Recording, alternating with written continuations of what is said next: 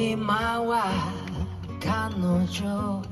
どこにもいない。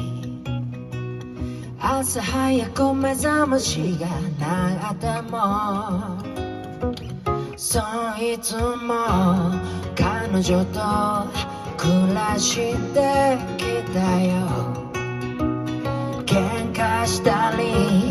仲直りしたりずっと夢を見て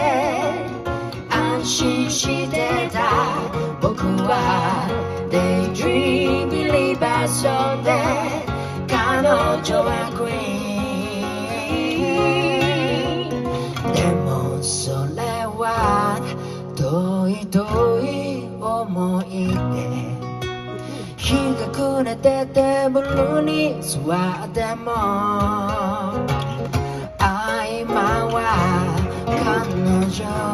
写真の中で優しい目で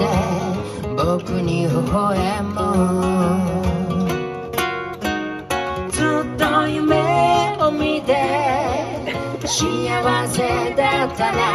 僕は Daydream Believer そんで彼女は Queen